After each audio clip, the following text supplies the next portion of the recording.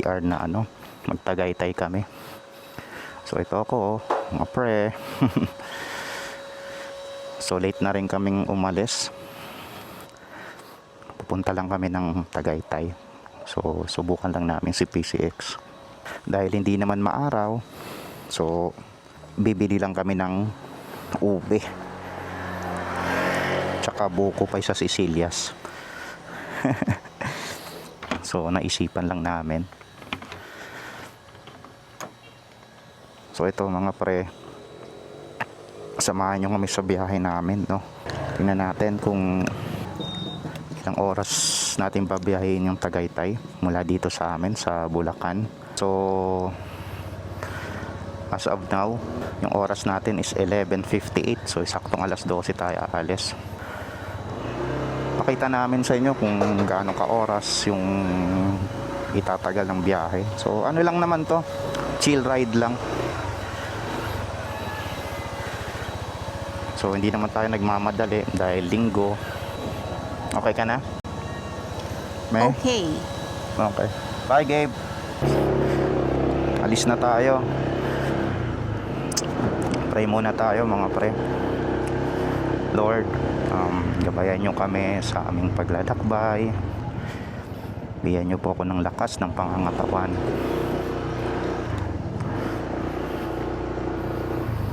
Itayo nyo po kami sa disgrasya, Lord. Hallelujah. In the name of Jesus. Praise the Lord. Hallelujah. In the name of Jesus. Praise God. Hallelujah. Yun mga pre. So yun pala mga pre. So ako, kaugalian ko talaga yan na bago ako umalis kahit nakasasakyan, lagi talaga tayo nagdadasal. Ngilang tayo ng konting gabay sa Panginoon. Tsaka pag nagdadasal tayo, yung peace of mind, di ba? Kahit papaano, guidance pa rin. So ito pre, palabas na tayo ng subdivision namin. So sakto, dito sa oras ko, saktong alas 12. So magpapa full tank na rin tayo mamaya. So ito na, so palabas kami dito sa subdivision namin. Sa mga taga Bulacan dyan, so check nyo rin kung saan kami dadaan. Kasi dito sa amin, sa San Jose del Monte, nandito na yung inaayos na MRT. So pag binaybay mo yung along Quirino, medyo mapapatsyempo ka sa traffic. So may mga dinadaanan kami dito para lusot ng Fairview. Ito pala yung OBR ko nasa likod. Kita nyo ba?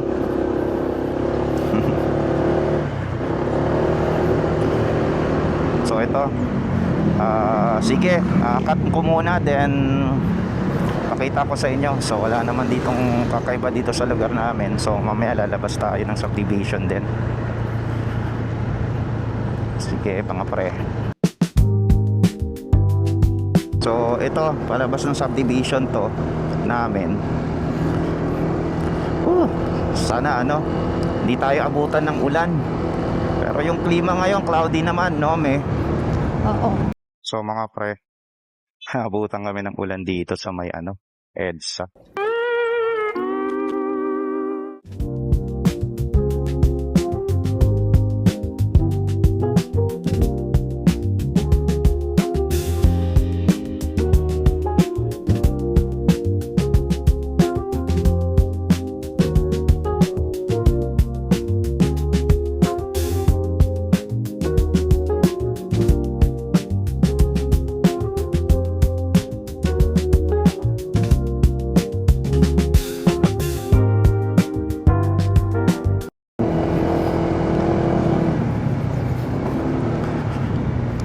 So ito mga pre, kakaliwa tayo dito.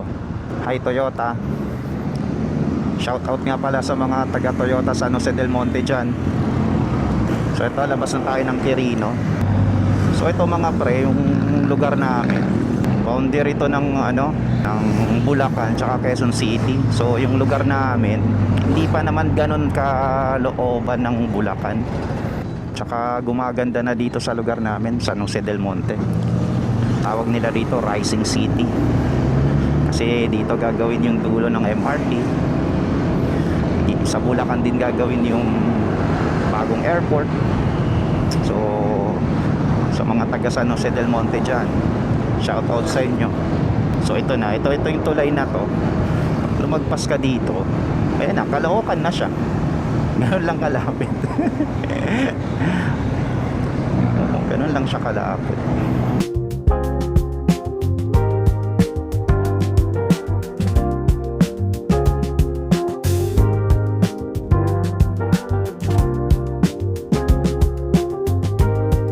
Hello mga pre, so update lang tayo.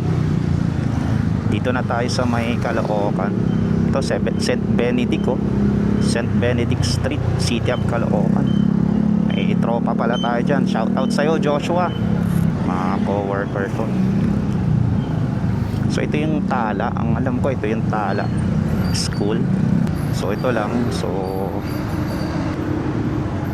ito yung Tala Elementary School. So anong meron dito?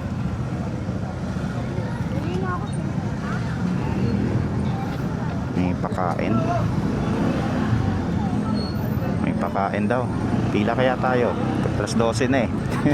Daddy, hingi tayo ng namimigay sila ng tubig. So ito yung hospital ng Tala. So dito lang kayo guys to. Medyo dumadami na rin pag linggo kasi maraming tricycle. So pero okay pa rin dito kaysa doon pag sa Quirino, pag nag-traffic talaga sobra. So maiinip ka. So dito kahit pa paano umaandar tayo.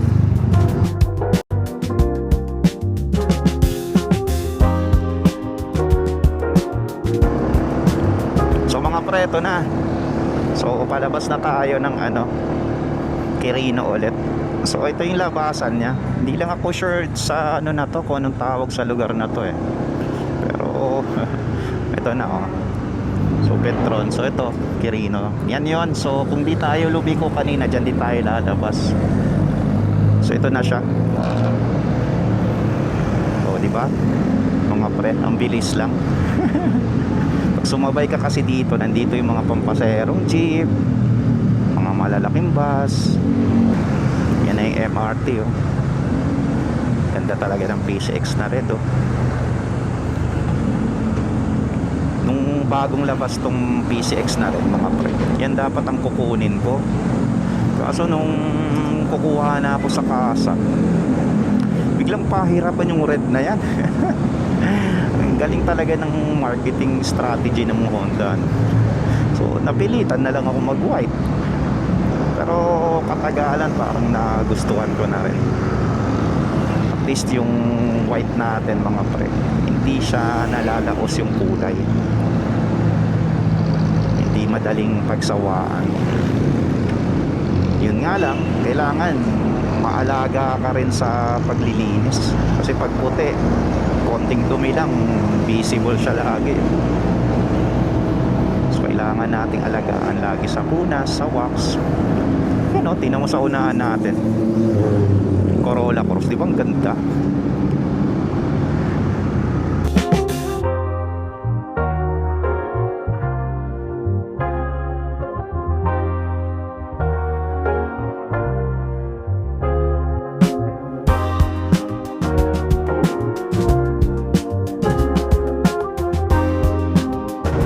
Medyo makulimlim yung panahon sana hindi umulan.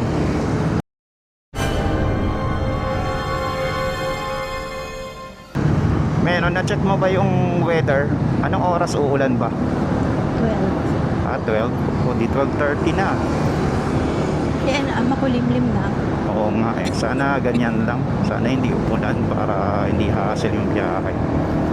Yan, medyo nararamdaman ko na yung lamig ng hangin. Kasi nakakabilis na tayo ng konti kahit pa paano. Medyo maluwag. Pero pag mga weekdays dito, traffic din tong daanan na to. Talagang nasanay na lang. So ito, alam Commonwealth na tayo mga pre. So mabilis na lang to. So pagkaliwa mo dito, ito yung bubungad sa inyo, Mandawi Foam. Shout out sa mga taga Mandawi. Order pala kami dyan pre ng ng sofa. Ano ka lang sir, picture ako po kasama resibo. Oo, sige. Asan yung ano? Yung resibo ko dito. Mandawi Foam Home Store. Shout out sa inyo mga taga Mandawi. Ang babait mag-assist ng mga tao dyan. Yung style pala dyan mga pre.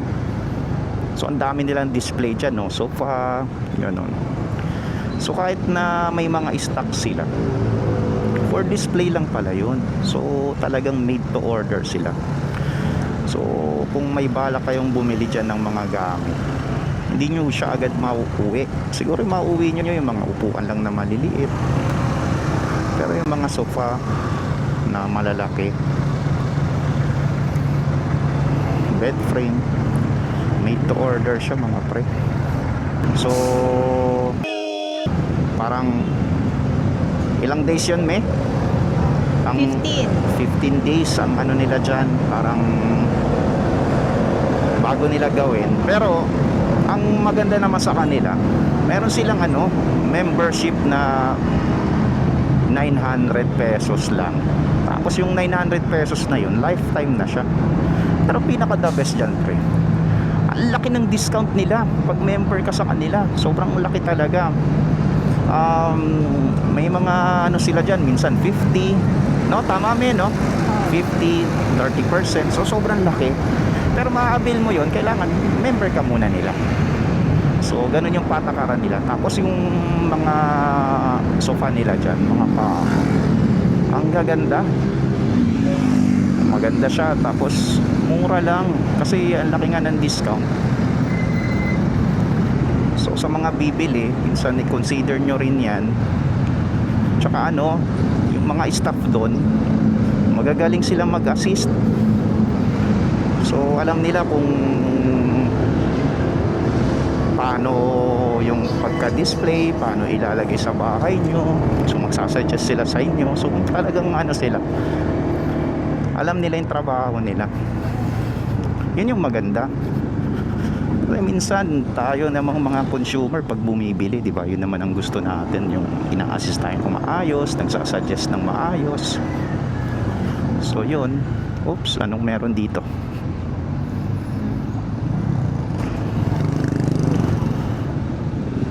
So dito tayo kay Tatay's. Ito mga pre, oh, kainan to. Daming kumakain dyan. Hindi ko pa na-try dito eh. Puro masarap dyan kasi daming bumupuntang mga customer. Hello mga pre, update tayo mga tranny moves. Dito na tayo sa malapit sa Techno Hub. Malapit na rin tayo sa Circle. Ito maganda dito sa Techno Hub kasi alam ko andito yung mga karamihan mga kumpanya about sa call center. Time check tayo mga pre, so 12:50. Medyo matagal na yung biyahe natin kasi hindi naman tayo nagmamadali. Takbong pogi, sabi nga nila. Sana all pogi. Sa mga makakapasya sa channel na to, subscribe naman kayo dyan mga pre. Medyo bago lang tayo sa motovlogging pero gagawin natin lahat yan para mas matutunan pa natin ng maayos, tamang pagbibigay ng saya sa inyo. So lahat ng magagandang lugar sa Pilipinas iikutin natin yan. Magta-travel tayo, magmo-motovlog tayo para yung mga tropa natin dyan, mga hindi nakakapasyal, kahit pa paano nakikita nyo yung lugar. So yung may mga balak din pumasyal, so kahit pa paano before nyo puntahan, at least nakikita nyo rin dito. So lahat yan isasakop natin dito sa motovlogging natin. Comment lang din kayo kung may papapuntahan kayo, puntahan natin yan. So update tayo mga pre. Dito na tayo sa Circle.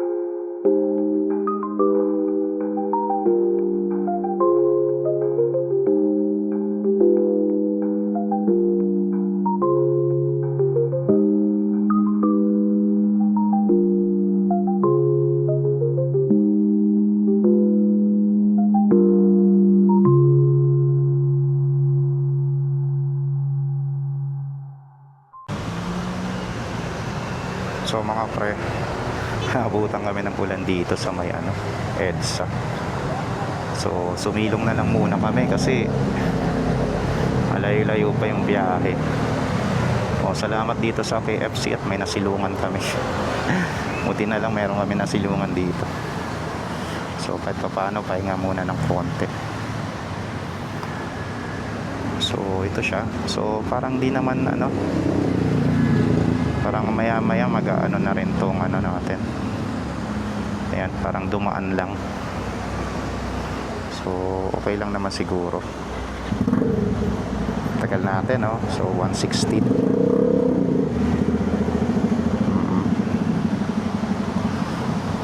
So yun. Sige mga pre, papahinga lang kami, then update na lang namin kayo.